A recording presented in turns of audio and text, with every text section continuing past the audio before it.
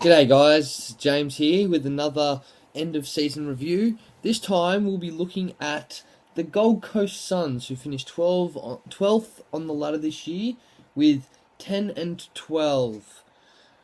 What can we say about Gold Coast? They probably should have done a bit better than that, but we'll get into that. Alright, well, I'll start with my highlight for the year, and I was going to say the Gold Coast win over Collingwood, but I've changed my mind.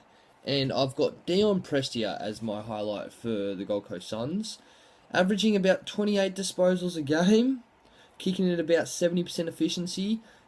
He's taken over the slack where Gary Ablett left off.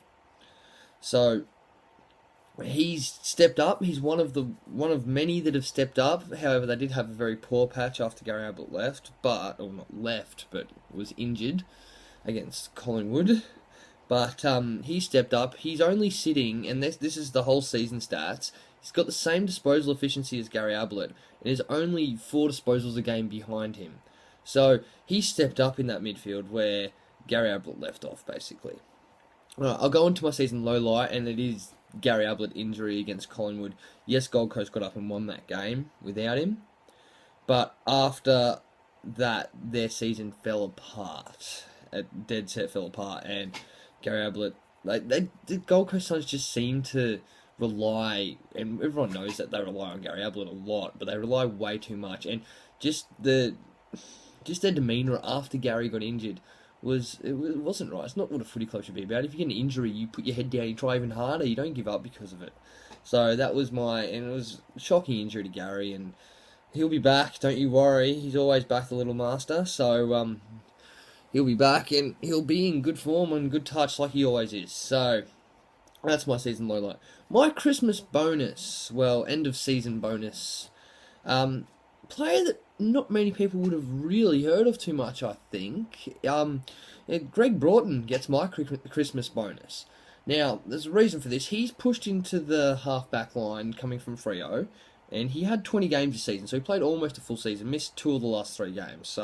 But he's pushing the half-back line, allowed Jared Harbrow and Swallow to run through the midfield and across the wing, so that he's taken that spot not away from them, but he's made it so the Gold Coast can develop better midfielders in the likes of Harbrow and Swallow.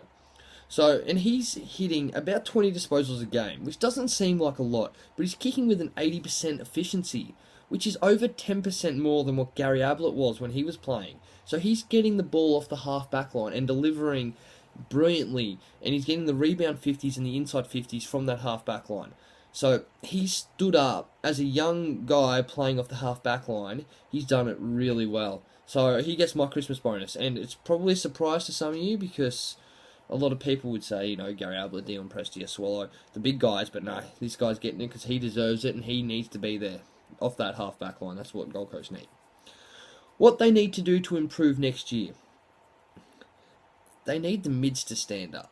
Now, I know that's saying a lot, especially with Dion Prestia getting a lot of touch and stuff, but as I said earlier, heads just dropped when Gary Ablett got injured. That can't happen, so the mids need to put it upon themselves and say, I'm going to take the slack because Gary Ablett's not here. I want to see, and in a perfect world did it happen, I want to see Gary Ablett getting 50% game time. I want to see Gary Ablett getting subbed out at halftime, and the midfielders that are playing still not drop off, because they're relying way too much on Gary Ablett, and you can see in the second half of the season form that they relied way too much. They were still in with the hunt. Mathematically, they could still make the finals if they'd won that last round, but it didn't happen, and they wouldn't have made it anyway if they'd won. But last couple of games, they were still right in the hunt. They only finished 2 games out of the top 8. So a couple of games in there, if Gary Ablett was playing, they probably would have won. But that's not because Gary Ablett is that great of a player that he would have got him over the line. It's because the other midfielders would be more confident. So that's what they need. Where I think they will go next year, actually, I'll go a chopping block first. And I didn't do one for Carlton, and I don't think I have one for Gold Coast yet. If Carmichael Hunt hadn't gone, he would have been on the chopping block because he was just bad. But again, I didn't do one for Carlton because I couldn't pick a player to chop. I'm in the same kind of boat. If anything, you'd want to get rid of one of their lanky winger forwards, can't name any, maybe Stephen May, but they really like Stephen May, so he probably wouldn't go. Just so they could get a bigger body in there. They don't really have that forward line that GWS has, because they don't have the big bodies. So if you get rid of one of the taller, not as big bodies out of that mid-forward line and get a big forward in, it could be very good for them. But the mids are kicking goals, so at this stage, I'd say keep it very similar to what they need. They've got a good mix of youth, and they've still got, and because they've been there long enough, that youth has developed enough, so they've got that youth, but they're also relatively experienced, if you understand what I'm saying. So, chopping block, can't really pick one. Alright, we'll go on to where they're going to be next year. Alright, so where they're going to be next year is, you watch this. You hear it here first, Gold Coast will make the 8 next year. I can all but guarantee it, they will make the 8 next year. They will get probably 12 or 13 wins, which will put them around 7th or 8th. I'm going to say 8th. So I think Gold Coast will finish 8th next year. They'll probably lose in the first round of the finals, but they'll make the 8. Alright, you hear it here first. So, Gold Coast to make the 8 next year. Put it in your calendars. Alright, that's the end of the Gold Coast season review. Stay tuned for more season reviews, as I believe the next is Collingwood. So, that's going to be tough, especially if I get a couple of views from Collingwood fans. It might not be good for them, but we will wait and see. So that's the end of season review for Gold Coast. I'm James. See you next time.